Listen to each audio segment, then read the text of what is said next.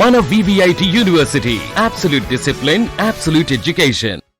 రంగారెడ్డి జిల్లా షాబాద్లో జరిగినటువంటి ఒక ఘటన, 6గురిని అత్యంత పాశవికంగా హత్య చేశాడు ఒక దుర్మార్గుడు. ప్రస్తుతం ఇతనికి సంబంధించినటువంటి కేసులో పోలీసులు నిర్లక్ష్యంగా వ్యవహరించడం వల్లే ఇంత దారుణం జరిగిందనేది ఇప్పుడు బాధిత కుటుంబాలకు సంబంధించినటువంటి కుటుంబ సభ్యులు ఆరోపిస్తున్నారు. ప్రస్తుతం దీనికి సంబంధించినటువంటి ఘటనపై అక్కడ తాజా సమాచారాన్ని అందించడానికి Suman TV news CEO Nirupama అక్కడ స్పాట్లో ఉన్నారు. సో అక్కడ ముఖ్యంగా ఎవరైతే ఈ నిందితుడు రాజ్ కుమార్ ఉన్నారో, రాజ్ కుమార్ అక్కడ రైల్వే స్టేషన్కి సమీపంలో కారును అక్కడ వదిలేసి పారిపోయాడు అనేటువంటి సమాచారం కూడా వస్తుంది. అలాగే స్థానిక పోలీస్ స్టేషన్కి సంబంధించినటువంటి SIని కూడా సస్పెండ్ చేసినట్టుగా కొన్ని వార్తలు కూడా వస్తున్నాయి. నిజంగా పోలీసులు ఏమంటున్నారు, దీనికి సంబంధించినటువంటి పోలీసు ఉన్నతాధికారులు పోలీసుల వ్యవహార శైలిపై ఎలా రియాక్ట్ అవుతున్నారో ఫుల్ డీటెయిల్స్ని తెలుసుకునే ప్రయత్నం చేద్దాం. నిరుపమ, చెప్పండి, అక్కడ తాజా పరిస్థితి ఏంటి? ముఖ్యంగా ఎవరైతే ఈ నిందితుడు, ఈ దుర్మార్గుడు, ఎవరైతే ప్రేమోన్మాదిగా చెప్పబడుతున్నటువంటి రాజ్ కుమార్ ప్రస్తుతం పరారీలో ఉన్నాడు. అతను ఒక రైల్వే స్టేషన్ సమీపంలో కారును వదిలి వెళ్ళిపోయాడు అనేటువంటి సమాచారం వస్తుంది. కరెక్టే అంటారా? నందిగామ ప్లేస్ లో ఆ ఏరియాలో కార్ ను వదిలేసి రైల్వే స్టేషన్ లోపలికి వెళ్ళాడని చెప్పి తెలుస్తుంది. అంతవరకే సీసీ కెమెరాలో ఫుటేజ్ దొరికిందని చెప్తున్నారు పోలీసులు. ఆ తర్వాత ఏం జరిగిందనేది తెలియదు. కొంతమంది అయితే చనిపోయాడని రైల్వే స్టేషన్ లో రైలు కింద పడ్డాడని చెప్పేసి, తర్వాత చెరువులో పడ్డాడని, ఇలా సూసైడ్ చేసుకున్న రకరకాలుగా వినిపిస్తున్నాయి. కానీ ఇప్పటి వరకు అయితే పూర్తి సమాచారం, అలాగే కన్ఫర్మ్డ్ ఇన్ఫర్మేషన్ అయితే మాత్రం ఏది లేదు. కానీ ఎవరైతే ఆ అమ్మాయికి సంబంధించినటువంటి చనిపోయిన 17 ఏళ్ల మైనర్ బాలిక ఉందో, ఆ అమ్మాయికి సంబంధించినటువంటి బంధువులు, మేనమామ అందరూ కూడా షాబాద్ పోలీస్ స్టేషన్ ముందు దాదాపు ఉదయం 7-8 గంటల నుంచి ఇప్పటి వరకు కూడా ధర్నా చేశారు. న్యాయం చెయ్యాలి, కేవలం వాళ్ళు పోలీసులు నిర్లక్ష్యం వహించటం వల్లనే వాడు బయట తిరుగుతూ ఇంతమందిని చంపాడు అని చెప్పేసి వాళ్ళు ఆరోపిస్తున్నటువంటి పరిస్థితి.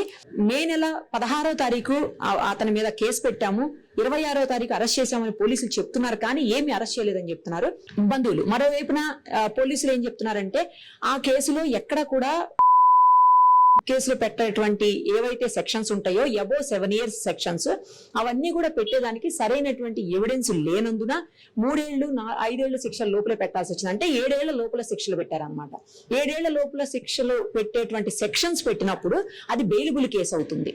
సో స్టేషన్ బెయిల్ కూడా ఇచ్చేయచ్చు.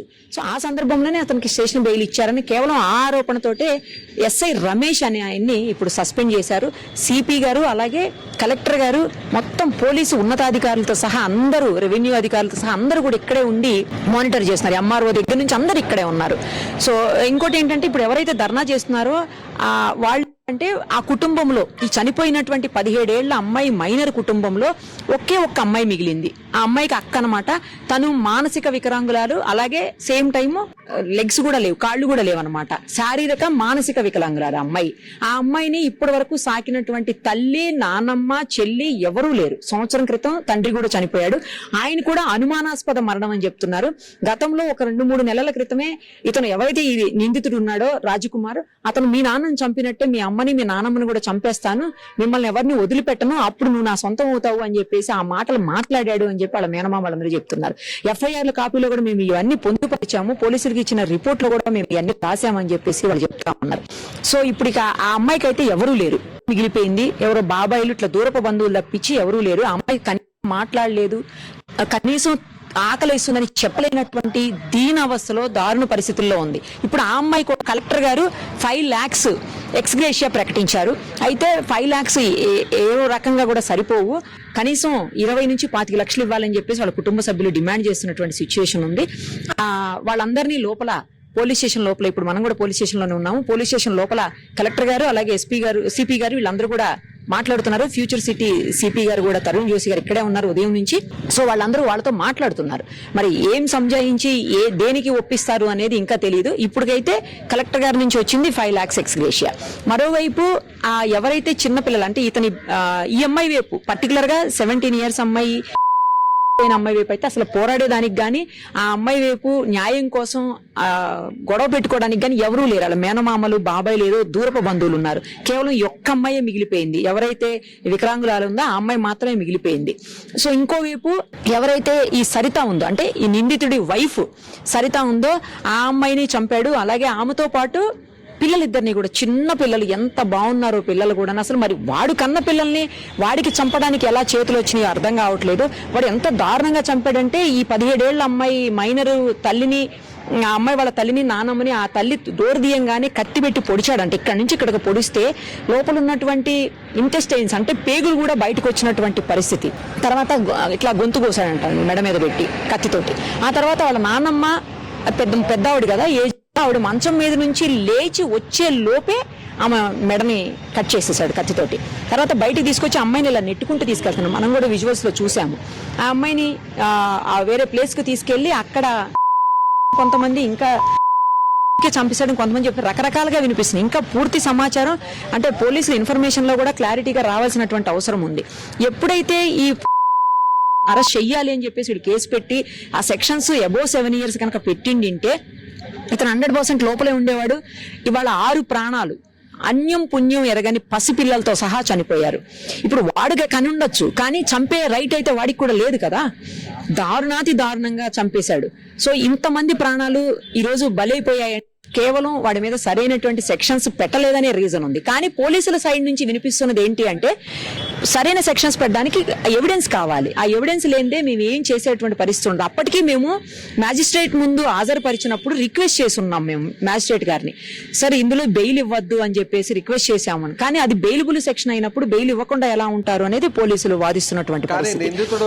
నిందితుడు రాజ్ కుమార్ పదే వాళ్ళ ఫ్యామిలీని కూడా బెదిరించడం జరిగింది. ఎవరైతే ఇప్పుడు బాధిత చనిపోయినటువంటి ఆ పాప ఉందో అమ్మాయి తండ్రిని కూడా హత్య గావించబడ్డాడు. ఆ హత్యను కూడా నేనే చేశాను. ఒకవేళ నేను చెప్పినట్టుగానే మీరు వినకపోతే మళ్ళీ మిమ్మల్ని చంపేస్తాను, మీ నాన్నను చంపినట్టే మిమ్మల్ని కూడా చంపేస్తానని పదే బెదిరించేవాడు. ఈ విషయాన్ని పోలీసులకు చెప్పినా కూడా పోలీసులు పెద్దగా పట్టించుకోలేదనేది ఇప్పుడు ఆ కుటుంబ సభ్యులు చెప్తున్నటువంటి మాట. కరెక్టే అంటారా? ఎస్ నేను ఇందాక అదే చెప్పాను. 1 year బ్యాక్ ఆయన చనిపోయినప్పుడు ఆయన కూడా ఒక విచిత్రమైనటువంటి పరిస్థితుల్లో బాగా ఆయన డ్రింకర్ అని చెప్తున్నారు, హెవీ డ్రింకర్ అంట. సో ఈ కేసు ఆ రోజు కూడా బాగా తాగి ఉన్నటువంటి బయటికి ఇతనే తీసుకెళ్లాడంట. ఎందుకంటే ఈ అమ్మాయి వాళ్ళ ఇంటి పక్కకే వీళ్ళ అమ్మా నాన్న ఉంటారు. ఇతను అక్కడ ఉండడు కానీ భార్యతోటి వేరే ప్లేస్ లో ఉంటాడు. బట్ వాళ్ళ అమ్మా నాన్న అక్కడే ఉన్నప్పుడు రావటం పోవటం వాళ్ళ అమ్మా నాన్న కోసం అక్కడికి రెగ్యులర్ గా చేస్తున్నారు. అంతకుముందు వీళ్ళు అక్కడే ఉండేవాళ్ళు అని చెప్తున్నారు. ఇప్పుడు వాళ్ళ అమ్మా నాన్న మాత్రమే అక్కడ ఉన్నటువంటి పరిస్థితి. సో ఈ సిచ్యుయేషన్ లో రెగ్యులర్ గా అక్కడికి పోతూ వస్తూ ఉండేవాడు కాబట్టి అక్కడ ఏం జరుగుతుంది ఏం చేస్తున్నాడు అనేది కంటిన్యూస్ గా అందరూ చూస్తూనే ఉండేవాళ్ళు. చాలా క్లోజ్ గా మూవ్ అవుతూ అతనితోటి. ఇంకొకటి ఏంటంటే వెంటనే ఇమ్మీడియట్ గా వాళ్ళ ఫాదర్ ని తీసుకొని బయట అతనే తాగబోయించి బాగా అందులో మద్యంలో ఏదో కలిపి చంపాడు అని చెప్పేసి అది కూడా చెప్తా ఉన్నారు. సో ఆ విషయం కూడా అప్పుడు తెలియదు. మా క్యాజువల్ గా మంది ఎక్కువైపోయి చనిపోయాడు అనే భ్రమలోనే వాళ్ళని ఉంచాడు అతనే. ఎందుకంటే తీసుకెళ్ళింది అతనే, తాగించింది అతనే, మళ్ళీ తిరిగి తీసుకొచ్చింది కూడా అతనే. సో ఇవన్నీ చేసిన తర్వాత ఎవరికి అనుమానం రాదు కాబట్టి ఎవరికి అనుమానం రాలేదు. కానీ ఇప్పుడు ఏంటంటే పర్టికులర్ గా ఈ ఇన్సిడెంట్ తర్వాత అంటే ఇప్పుడు ఏదైతే ఈ చనిపోయింది ఇవన్నీ బయటకు వచ్చాయి. ఇప్పుడు పోలీసులకి మేము గతంలోనే చెప్పాము దీని గురించి అని చెప్పేసి అమ్మాయి కుటుంబ సభ్యులు చెబుతున్నప్పటికీ కూడా అప్పటి వరకైతే పోలీసులు కేసు రిజిస్టర్ చేయలేదు. వాళ్ళు బెదిరిస్తున్నట్టు కానీ లేకపోతే వీళ్ళకి కుటుంబానికి హామ్ ఉంది, థ్రెట్ ఉంది తన నుంచి అని కూడా ఏ రకంగా పోలీసులు కేసులు అయితే రిజిస్టర్ వెనక ఏదో యాక్టివిటీ జరుగుతుంది, అక్కడ పోలీసు ఉన్నతాధికారులు మాట్లాడే ప్రయత్నం చేస్తున్నట్టున్నారు. ఎస్, దానికి సంబంధించినటువంటి అప్డేట్ ఇచ్చే ప్రయత్నం చేస్తారా? బాధితులకు అండగా ఉంటూనే బాధితులపైన కఠినమైన చర్యలు తీసుకునే విధంగా ప్రభుత్వం అన్ని రకాల చర్యలు తీసుకుంటుంది. సో ప్రస్తుతం అంతా కూడా ఇప్పుడు మా సిఇఓ నిరుపమ గారు చెప్పినట్టుగా అక్కడ స్థానికంగా ఉన్నటువంటి ఎవరైతే ఇప్పుడు చనిపోయినటువంటి బాధిత మహిళలకు సంబంధించిన సోదరి మానసిక స్థితి కూడా సక్రమంగా లేకపోవడం, ఆమె నడిచే పరిస్థితి కూడా లేకపోవడంతో అంగవైకల్యం కూడా ఉండడంతో సో ఆమెకు సంబంధించినటువంటి కేరింగ్ అంతా కూడా ప్రభుత్వమే బాధ్యతగా తీసుకుంటుంది. ఆమెకి ఇప్పుడే ఒక 5 లక్షల రూపాయల నగదును కూడా కలెక్టర్ ఆయన మంజూరు చేసినట్టుగా తెలుస్తుంది. కాకపోతే ఈ అమౌంట్ సరిపోదు, ఎవరు కూడా లేరు కాబట్టి ఇప్పుడు ఒంటరి యువతగా మారింది కాబట్టి ఆమెకు సంబంధించినటువంటి సంరక్షణ బాధ్యతలను చూసుకోవడానికి మరికొంత మొత్తాన్ని కూడా రిలీజ్ చేయాలి. దాదాపు 20 లక్షల వరకు కూడా రిలీజ్ చేయాలన్నట్టు డిమాండ్ చేస్తున్నట్టుగా తెలుస్తుంది. చూడాలి మరి. సో స్థానికంగా ఇప్పటికే అక్కడ పెద్ద ఎత్తున నిరసనలు అయితే వస్తున్నాయి. ఉదయం నుంచి ఇప్పటి వరకు కూడా బాధిత కుటుంబ సభ్యులు ధర్నా చేశారు. మరోవైపు ఎవరైతే ఈ కర్కశకుడు, ఎవరైతే ఈ ప్రేమోన్మాది రాజ్ కుమార్ ఉన్నాడో అతను ప్రస్తుతం అక్కడ నందిగామకు సంబంధించినటువంటి రైల్వే స్టేషన్ దగ్గర కారుని వదిలేసి అక్కడి నుంచి వెళ్ళినట్టుగా తెలుస్తుంది. సో ఏదేమైనా కూడా ఇప్పుడు అందరూ కూడా ఒకే డిమాండ్ చేస్తున్నారు, ఖచ్చితంగా ఇలాంటి దుర్మార్గుడికి బహిరంగంగానే శిక్ష పడాలి. సో కన్న బిడ్డలను భార్యను, కట్టుకున్న భార్యను, చివరికి అపశుభం తెలియని ఒక మైనర్ బాలికను, వాళ్ళ తల్లి నానమ్మను కూడా బలి తీసుకున్నటువంటి ఇలాంటి వ్యక్తులకు కఠినమైనటువంటి శిక్షలు పడాలని అక్కడ స్థానికంగా డిమాండ్ వస్తుంది. Thank you.